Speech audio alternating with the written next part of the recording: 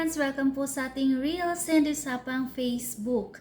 Meron pong nagtanong sa atin kung bawal ba daw yung flood likes. Ayan, kung gusto niyo pong malaman, please watch this video. Gusto ko muna magpasalamat sa lahat po ng mga nagla-likes, nagko-comment at nagpa-follow sa atin. So maraming salamat at road to 10K na po tayo at napakabilis po ng inyong support.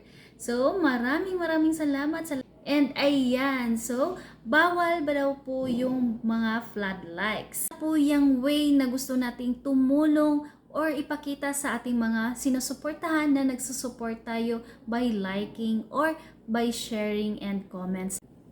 Ang flood likes po is dagdag engagement po sa atin. Pero, paalala lang din po, kailangan po natin bigyan natin ng limit or limitasyon ang ating sarili. Kung sobra po is nakakasama sa atin. So, sa lahat po ng mahilig mag-like or flood likes, dyan, hinay-hinay lang po tayo dahil pwede po tayo magkaroon ng restriction or pwede po rin tayo magkaroon ng warnings. So, ito po yung makikita natin sa restricting accounts. Kung makikita nyo sa mga policies, pwede po natin yan basahin at nandun po yung speeds and quality. Dahil ang sobra po ay pwede tayong magkaroon ng violation or yung makikita ninyo, restricting accounts. So, ang restricting accounts, meron po ditong strike.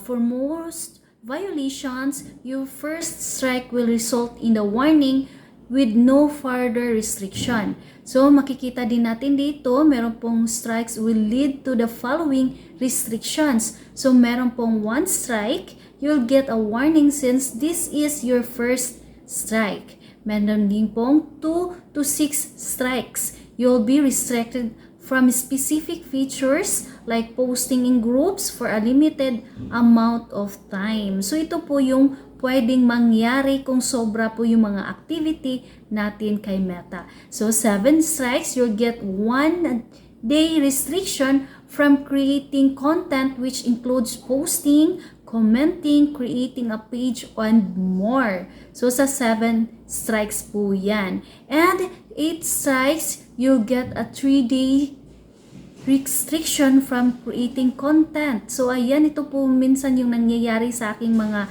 followers. And 9 strikes, you'll get a 7-day restriction from creating content.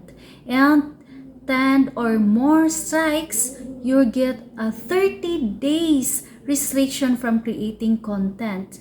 So po natin hayaan na umabot po tayo sa mga restriction.